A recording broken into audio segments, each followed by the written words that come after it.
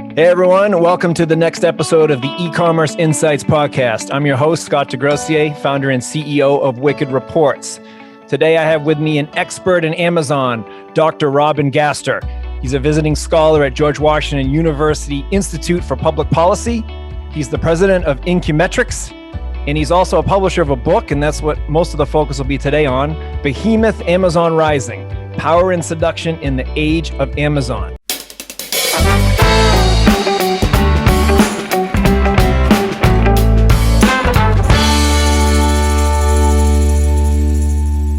How you doing today, Robin? I'm doing great. Thanks very much for having me. I think we'll have an excellent conversation. Likewise. With Wicked Reports, we have a lot of brands, 1 million to 100 million. The sweet spot's around 10 million. I'm noticing it's been rising over time. And they're all keen on Amazon. They're all nervous about it. So it's a very timely conversation, and I'm happy to learn and probe on their behalf. Sure. So very excited to have you on. So before we get into all the nitty-gritty tactics, tell us in a high level, what would you advise a brand that is in that range? What do they need to know? Look, the story is, where do you get your customers, right? Amazon has lots of things. It has all its technology behind it, and it has its delivery system. It has tons and tons of reviews and recommendations. It can do lots of things, and you can do lots of things on the Amazon platform. But in the end, Amazon's biggest weapon is that it has the customers. It has 120 million Prime members this year in the US. There are only 125 million households, according to the census, right? They have more members than actually fill out the census form. Can you avoid them, right? First question, is there a way to be a brand today without being on Amazon? And I believe in the US, the answer is really increasingly no. So let's talk about a couple of brands that are trying this, right? Mm-hmm. We have there are smaller brands that are using Shopify and Shopify is great for doing one thing, which is connecting you electronically to your existing customer base. It's fantastic as a defensive action. Right? It means you don't have to go to Amazon to get into e-commerce. You can do it through Shopify, and it's booming because of that. But it's fundamentally defensive. Why? It doesn't have any customers of its own. You don't go to Shopify to get customers. You go there to deliver stuff and to get your fulfillment system working and all that. Shopify also doesn't have Amazon's fulfillment, but that's another issue. So let's think here. You're a brand. You're like Nike. Nike hated being on Amazon.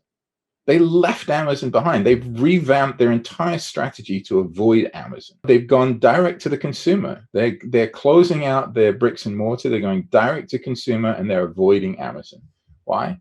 Because Amazon controls the customer. And if they control the customer, then in the end, the brand is at their mercy, right? I mean, you have that business that you don't get the information about your own customers that you need to pursue them and cultivate them and build brand loyalty with them. It makes it a really hard platform to work on, doesn't it? So on the one hand, you have Amazon, which has all the customers. If you want to grow your brand, it's very difficult to avoid. On the other hand, being on Amazon is risky. Right? On the one hand, first, you don't have access to the customers, which is a really bad thing. We'll come back to that. It's a really bad thing. But second, you don't fully understand Amazon's search algorithms, because nobody does, as far as I can figure out. And they change, right? There is a constant effort to keep your product at the top of the heap. And one function of that is that you have quite limited control over pricing, right? You have to be highly price competitive on the Amazon platform. You don't have much flexibility. When you think about it, the metaphor I use for being on the Amazon platform is that you're a sharecropper, right? That's what you are. You've gone onto the Amazon platform, and they allow you to harvest, but you have to give a tithe to the master. And you live there entirely at their discretion. And, there's constant stories about legit sellers being booted off the platform. And I have plenty of a sort of analysis of why that might be happening. So, but if you put your eggs in the Amazon basket and Amazon takes the basket away, you got big problems. So you can't get your customers. You're at Amazon's mercy. You're working in an environment that you don't fully understand, because I don't think anybody does. But on the other hand, you have access to 120 million customers in the US alone. That's interesting, isn't it? It's fascinating that the brands would give up that much power, because I know from seeing behind the scenes of, I don't know, probably 2,000 brands at this point that I've helped consult or something or other, that first party data is so important to so many things, driving repeat sales, especially. Like, right, you can get at them, make the money on the second sale, break even on the first, or buy one, do that discount up front because you're going to make it back eventually in the long-term relationship. And you just can't really get that if your first sale's Amazon. It's like, no, that's impossible. Right. That's exactly right. And you can take this a little further. Amazon itself is, of course, a competitor, right? We can talk at length about private labels and exclusive brands and whether they matter on Amazon or whether they don't. But it is undeniable that Amazon is a competitor in many, many retail segments and niches. You have a sort of concern here that not only might you have to compete in a difficult environment, but the boss might come in and compete against you too, right? You've got that sort of direct competition issue, which is one further concern. I guess what I would say in the end, though, is that Amazon is a mass marketer itself in its own retail business, and we can talk about what's going on over there in a minute.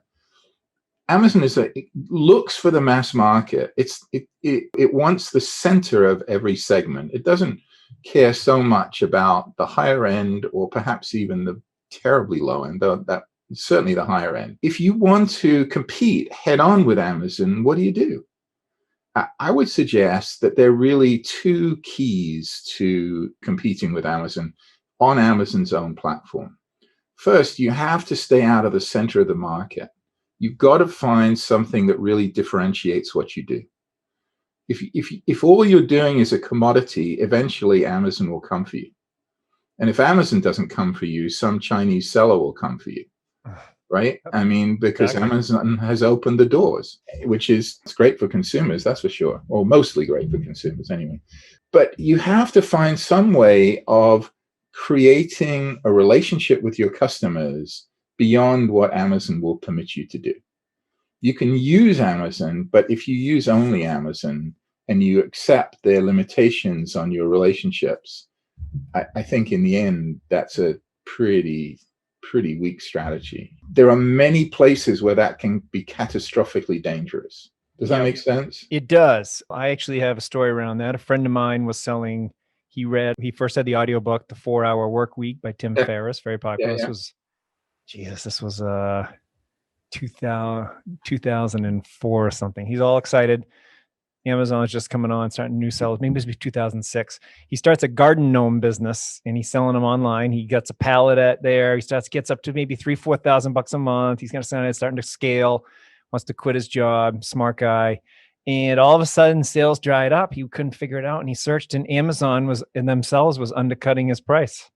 And that was even this little garden gnome. I mean, he wasn't the only garden gnome maker. There's many of them. Right. But he had this nice little niche. He was starting, and the only thing he could do was go custom or for schools, or he had to change it to and that wasn't what he wanted to do, right? He wanted to just sell some stuff, and he thought he had a marketplace, and all of a sudden he was just getting underbid by $1. Not a lot of margin in garden gnomes, so maybe it's saved him a lot of heartache anyway. But that takes us to an important point, which is Amazon does not tell us anything about its finances, really. It's pretty freaking secretive.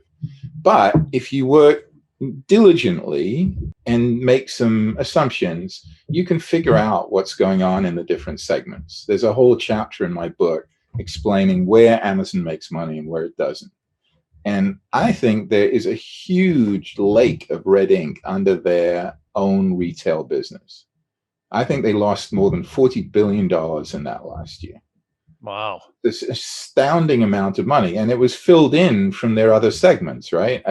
Advertising and marketplace and AWS and stuff and Prime. But if you lose that much money, you must be undercutting people on price. You must be. Otherwise, why would you be losing money? Yeah. Their attention to pricing, which we both know is pretty extreme anyway, in kind of a desperate search for revenue, they've been happy to just undercut and deprice people to a pretty substantial extent. And so your poor garden gnome guy probably got eaten by an algorithm, right? I mean, this is something else that I don't think we've fully come to grips with. There's this massive catalog on the Amazon platform, but most of it is marketplace. Marketplace is now 60% of revenues, but it's far more than that in terms of items, because Amazon tends to sell lots of what it sells. The total catalog is now getting close to 500 million items. It's absolutely astounding. I mean, you wanted a left-handed nut wrench that's 6 inches long, you can probably find it there. It's nuts. I always equate that complexity to like toothpaste. Like, there's so many different types. Right. Like, I just want to brush my teeth and not have them stink. What's bizarre is that there are probably individual reviews for that left-handed nut wrench somewhere, right? I did a search on hammers. There's a Stanley hammer, which is like the plainest hammer you can possibly buy in the hardware store. It has 200 reviews. People have sat down to review this hammer. That blows my mind. Who, like, hey, I know I should be making a living, but I really want to tell people how well I hammered this nail. I don't understand that. People want to be authors, and they can't all be authors. Everyone wants to be you, Robin. Get the book done. Start with the reviews and work your way up. Exactly. That's it. That's exactly right. Oh, they had all the SKUs, and then they've. Oh yeah. So you think about it. You have your brands, right? And they are managing a number of SKUs. Yeah. Some number of SKUs. Possibly, if they're a significant brand, they have 300 or 500. They get quite a few SKUs. You'd be surprised, because you need a different SKU every time you want to do a discount. Or okay. No. I really meant products. Actually. Oh yeah, products. Yeah, a couple hundred. Couple of hundred, right? Well, Amazon is probably managing 20 million, right? So how is that possible?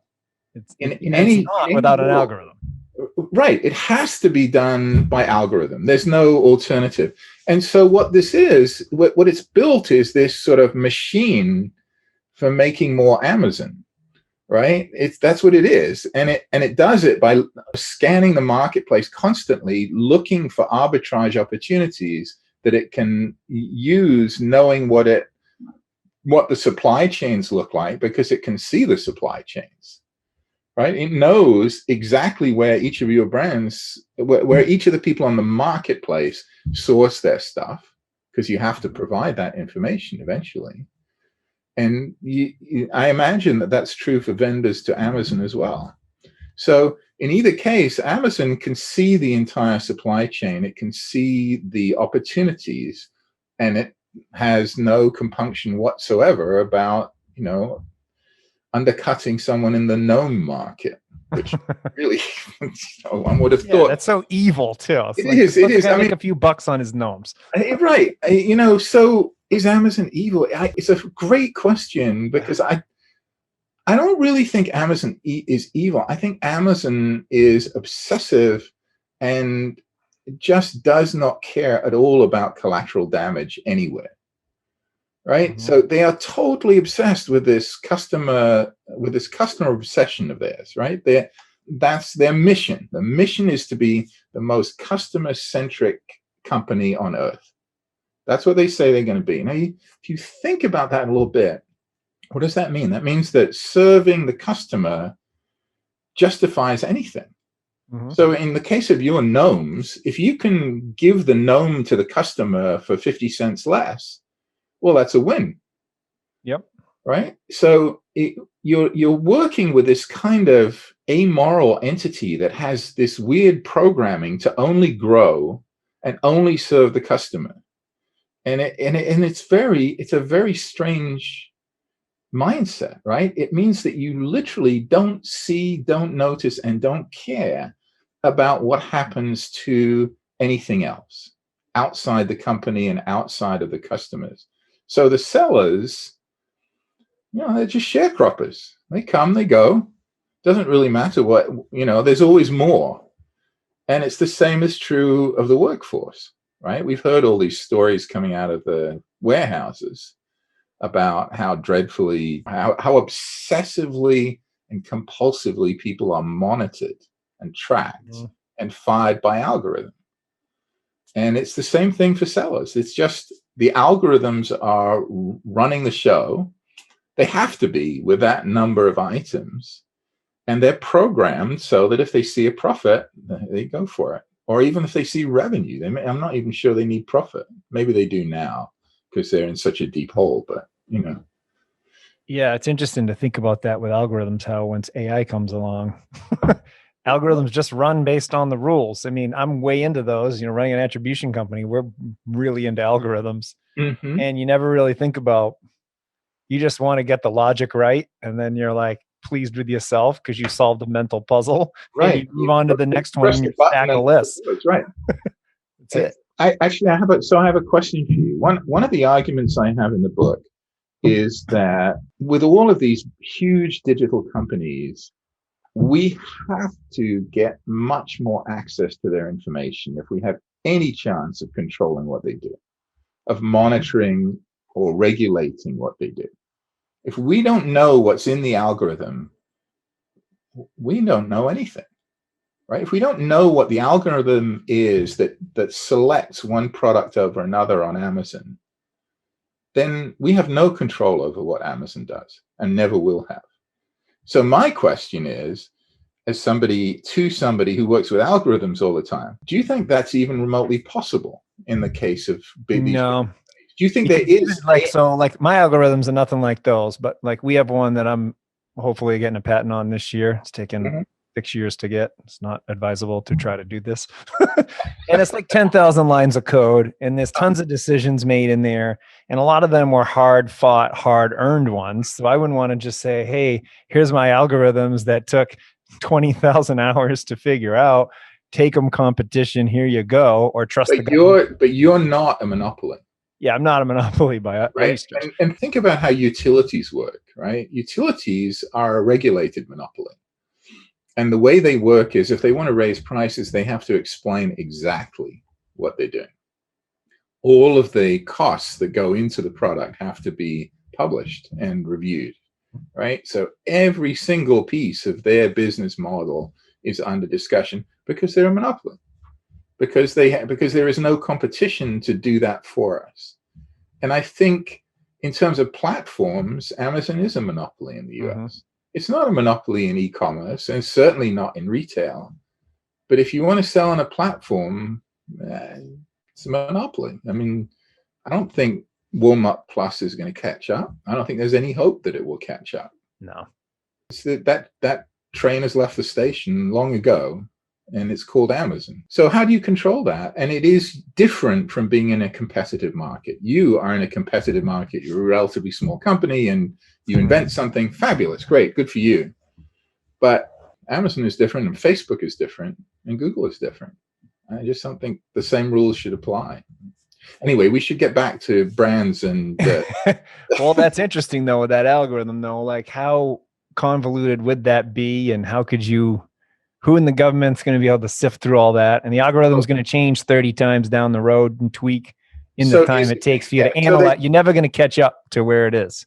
So I think that's fair. I would say a couple of things. One, you put your finger on one thing, which is you absolutely need a digital regulator that has that can hire top people and has the resources and scale to deal with these companies. I mean, Amazon has 10,000 people working on Alexa, for crying out loud.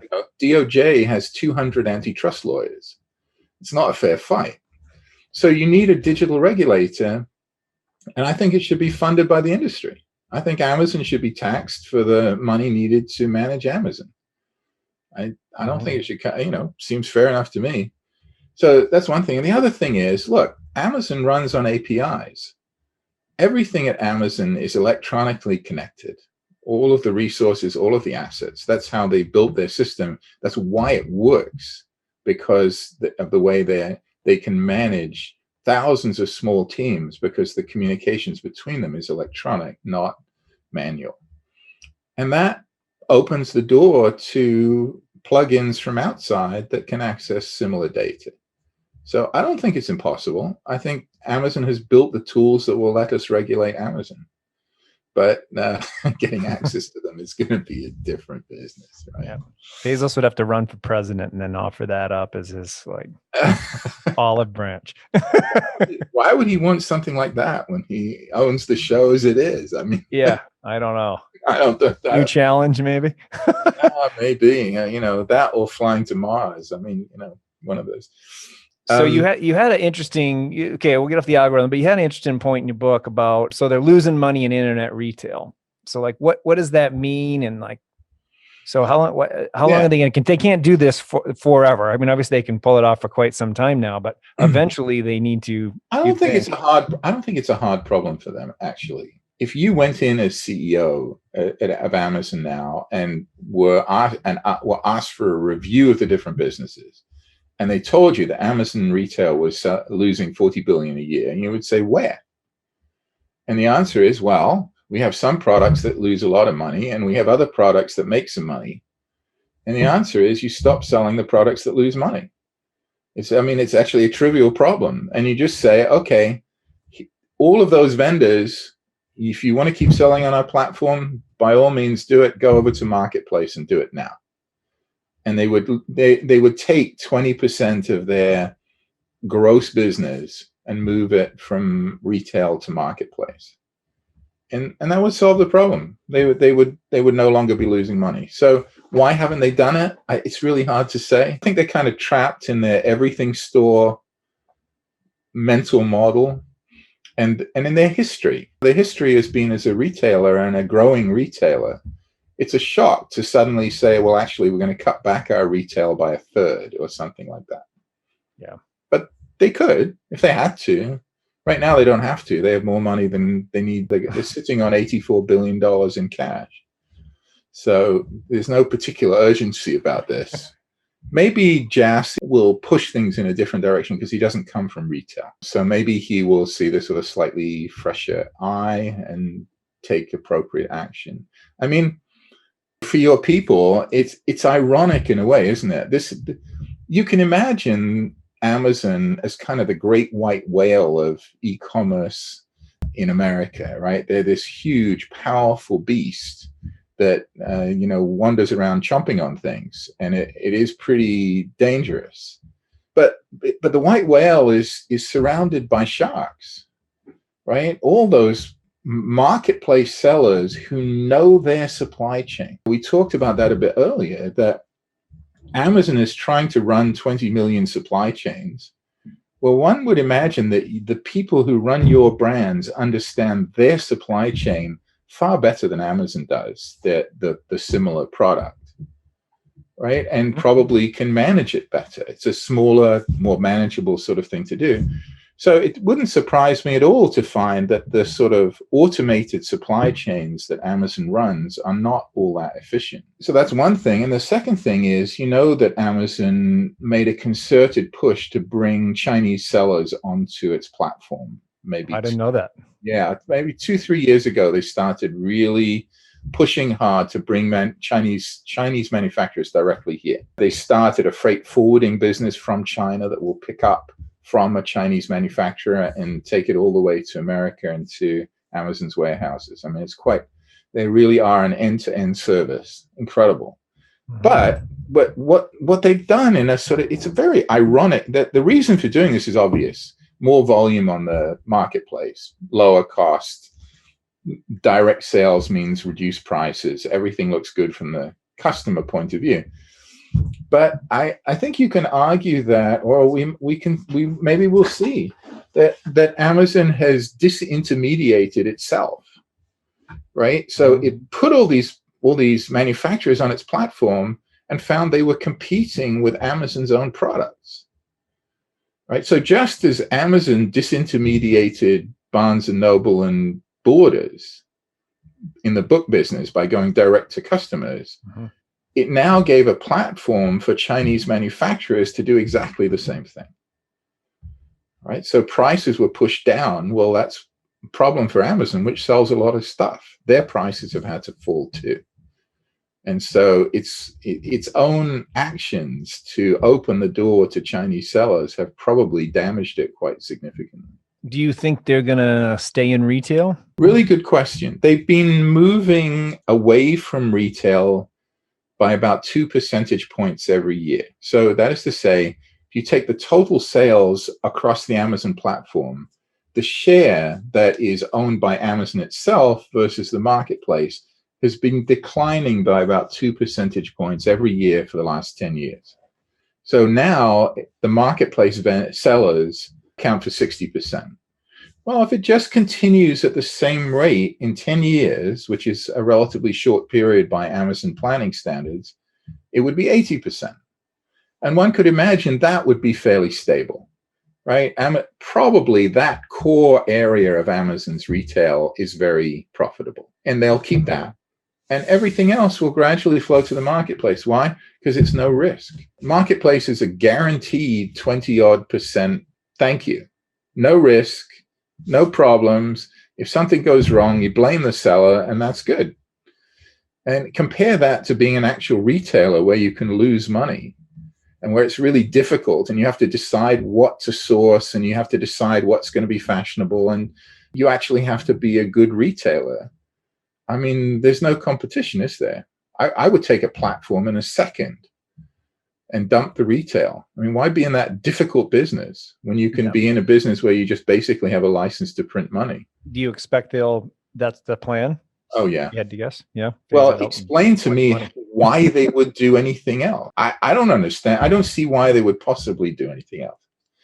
On the other hand, they do sometimes do very strange things. They've gotten into groceries, or are getting into groceries, which is a bizarre thing to do. I mean, what do we know about groceries? Groceries, very low margin, very high capital expenditure, lots of pain in the ass stuff to do with regulation and to do with labor and to do with dealing with the politics of the local store, right? The area in which it's a huge pain in the ass. I mean, it's very difficult. And it has no digital component, really. We've seen a bit of it in delivery, but it's difficult, and Amazon has no competitive advantage there. And it's not a place where if you get into it, you can somehow create margin that didn't used to exist. Walmart is very efficient. Target is very efficient. I don't see that Amazon has any competitive advantage whatsoever. And I don't care about all these fancy Go stores where touchless exit lanes where you don't have to check out. Sorry. That's not a reason you're going to go to Whole Foods. No, and right now the prices on the fruit are like $1 less a container. That's all I've noticed. That's right. And the workers don't look as happy. I've noticed that too. They're not as happy. Has Amazon changed anything in Whole Foods? Not really. It's still losing money. It's about, is it growing? No. So what? But so they're getting into that. I don't understand that. But there are plenty of other businesses they can get into that will be much more exciting. And I think Amazon is still going to grow really fast. But I can't see why they would stay in retail other than volume. And if they can move the volume off to the marketplace, that's fine. That's optimal. That's fascinating. So for the brand at like $10 million brand, that should they try to do their best to just resist the lure of Amazon? Or I was thinking, what I would try, I'm sure they do, I don't know how effective it would be, is that some sort of way in the package that you're getting them to come register the product to get something. Yeah, I don't know how. I wonder if they even eliminate that or check it. I think they probably, that's a really good question. And I don't know the answer because Amazon is trying to get brands to provide final packaging now, right? So it doesn't, they want it to not go in an Amazon box because that's expensive and it's environmentally bad and all that. So maybe if you pack your own box, then maybe you have more opportunity to slip some secret coupon in there or something. Secret code in there.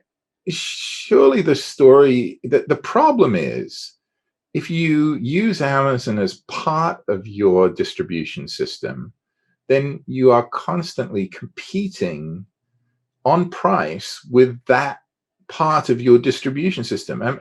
Amazon will not rank your products if your prices elsewhere are lower, right? I mean, it says that it's not a rule. So if you want to discount prices on your own website, you're going to lose your Amazon sales.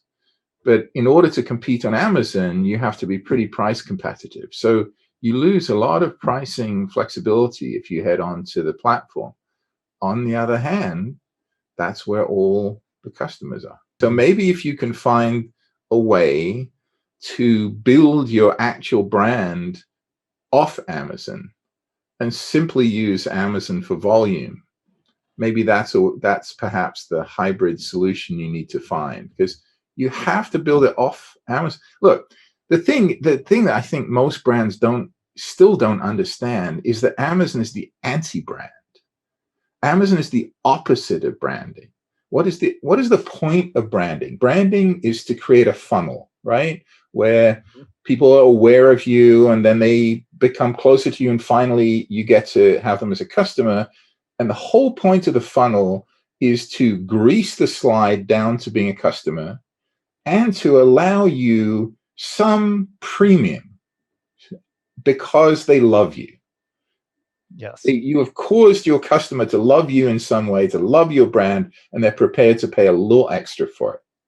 But in order to do that, they have to know you. They have to know your brand. When you think about Amazon, Amazon is about search. It's not about brand. The way you find stuff on Amazon is not searching for Hanes. You search for underwear, right? And if Hanes has competitive prices, they'll pop up. But you have no chance of. I think people radically overestimate the possibility of creating a brand on Amazon, because and Amazon absolutely encourages this. The Amazon storefront stuff that they do, the Amazon stores. I'm sorry, I don't see, tell me I'm an idiot. Tell me I'm completely wrong. I don't see it. People don't go there to go for brands. They go there to search for products using a whole set of filters. So if you already, if you're a small brand, if you already have a brand, people might be looking for your specific brand. They might. Then but that a $5 million brand doesn't. They might have it where they're on Facebook and they're blasting you with ads about whatever. But then why wouldn't you drive them to your own website instead? You would. The ads would drive to your own website, but if people just decide to search on Amazon because they're lazy and want the easy checkout, that might. I do that occasionally. Like I did that with there's this company, Organifi, has a really good, I don't know, healthy juice powder, something or other. Mm-hmm. And I was like, oh man, I don't know about that price. So I went on Amazon and typed in Organifi green juice. Yeah. And it was the same. And I was like, okay, I guess I'll give it to the website. You know what? I think I might have done Amazon because it was easier to friggin' type it in. That laziness factor. I was like, oh, instead of having to type in all my info here. And then when I did my rebuy, I did do it from their, I was on their email list from the marketing. So then I went and bought direct from site the second time. Right. First time, it was the ease of convenience. I'd already done some research and I was like, do I really want to go back to the site? I'm on my phone. Out of hell with it. Click, click, click. And it showed up. So, and it's not just that Amazon owns all the reviews. It's really important. People really read reviews. I know that they can be gamed. I know Amazon is probably making things harder with its very odd decision to allow star reviews with no text, which is a kind of weird thing. It debases the review value. But anyway, reviews are really, really important, as we mentioned earlier, and Amazon has them all. So but the branding point is, I just don't believe that for a small brand or even a medium-sized brand, you can create something on Amazon that people will search for. I'm sorry. No, I'm I'd being agree. You'd have to contrarian. do it off Amazon, and Yes. then you're giving up your 20% cut. That's right. It's like, Well, why bother? because that's where all the customers are. Yeah. And you can learn a fair amount about price sensitivity and about marketing ideas. It's not completely useless. You can run a lot of experiments on a lot of people quickly, right? So you can learn a lot from Amazon. But can you really build a brand there? I mean, look at what Nike is doing. I mean, Nike is a great case. Nike said, we can't work with Amazon. We need our customers. And they're abandoning their own bricks and mortar business in order to build a direct to the consumer brand that will be sustainable. And they're doing it off Amazon. So it's an absolutely sort of central case. Here's a really powerful big brand, and they're going all in on avoiding Amazon. And will it work? And one of the things to think about, and this is something for your brands to think about also, it seems to me it partly depends on how many touch points you have. I think Nike has real problems because you only buy Nikes once or twice a year. There's a good analogy, actually. I just bought Under Armour shoes yesterday, and I was kind of feeling I was going to buy, I usually generally buy Nikes. I need a new pair of cross trainers. And I was just like Googling around, and then I was getting irritated because then I was like, I can't really tell the shoes. So I went to the mall, and there was an Under Armour store. There wasn't a Nike one. So I walked in, and they said, hey, if you try on these pairs, you get a discount. And they get a scratch ticket. And I was like, all right. And walked out with them.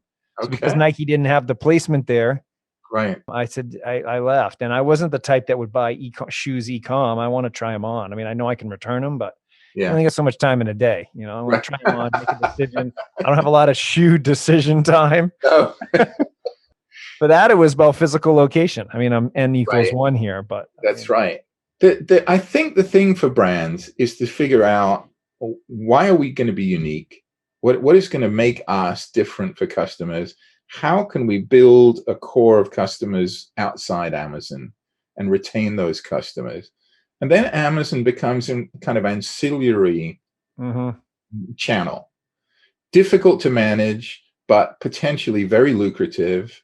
If you end up at the top of your category for a couple of months, you can make a lot of money. But would I advise a brand to go all in on Amazon? It seems so risky. Yeah. It just seems so risky. You have no control over anything. No control over anything. So, yeah, I mean that, and it's not easy to imagine how to do that for many brands. How you make that connection to your customers on a regular basis, and what you can do for your customers that will bring them back to your storefront rather than to Amazon. If you're on Amazon, I mean, you risk cannibalizing your own business. Have to be careful. Yeah, you got to have your own brand build up, and then got to be able to preserve your price. So like in the Organifi, I mean, I was looking for that specific product. I'd already made up my mind. Yes. If I were to search green juice, there was going to be some half the price of this one. You know what? That stuff's amazing, by the way. Free plug for these guys, whoever they are. It's really good stuff. It's expensive though, but I love it. So, that's okay. Being expensive is all right these days. The quality's good too, so I don't mind. Yeah. I pay $70 a month for this powder, and I notice when I drink it, I feel better. So probably just caffeine in there or something. Who knows? Yeah. Which I quit. I thought maybe I haven't quit. Yeah. I gave up caffeine too a few years ago. Yeah, I'm 6 months. That's great. Yeah. Well, Robin, this was awesome. Very informative. I mean, I'm super pumped. I'm glad you had a good time. It was great. Where can people find you? I can't pronounce They can find me at robingaster.com. That'll find all my stuff. You can find links to the book there, and you can get in touch with me if you want to. So great. All right. Thanks for your time. All right. Thanks so much, Scott. Bye.